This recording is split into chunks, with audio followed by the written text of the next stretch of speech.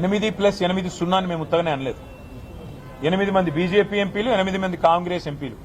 నిన్న పార్లమెంటులో కేంద్ర ప్రభుత్వం పక్క రాష్ట్రంలో ఉండే కెన్ బెత్వా ప్రాజెక్టుకు జాతీయ హోదా ఇచ్చింది. ఇవతల ఆంధ్రాలో పోలవరం ప్రాజెక్టుకు జాతీయ హోదా ఇచ్చింది.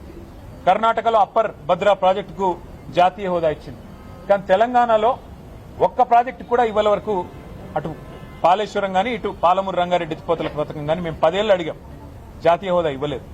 నిన్న సిగ్గు లేకుండా కేంద్ర ప్రభుత్వం పార్లమెంట్ సమావేశాల్లోనే మేము జాతీయ హోదా పాలమూరు రంగారెడ్డి ఎత్తిపోతల పథకానికి ఇవ్వం అని చెబితే కూడా చావలేని చేతగాని కాంగ్రెస్ బీజేపీ ఎంపీలు ఒక్కరు కూడా లేచి మాట్లాడలేదు.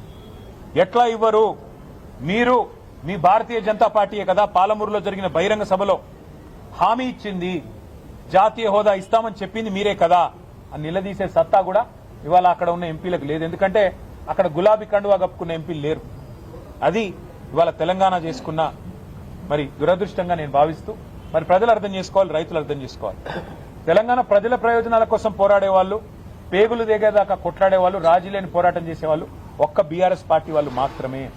కాంగ్రెస్ బీజేపీలకు ఓటేసి 8 మంది వాళ్ళని 8 మంది వీళ్ళని ఎంపీలుగా పంపి కత్తి వాళ్ళ చేతికి ఇచ్చి యుద్ధం మమ్మల్ని చేయమంటే ఎలా చేయాలి అర్థం చేసుకోమని కోరుతూ, భవిష్యత్తులోనైనా మరి తెలంగాణ కోసం రాజీ లేకుండా పోరాటం చేసే వాళ్ళని మాత్రమే ఎన్నుకోవాలని నా ప్రార్థన. Thank you.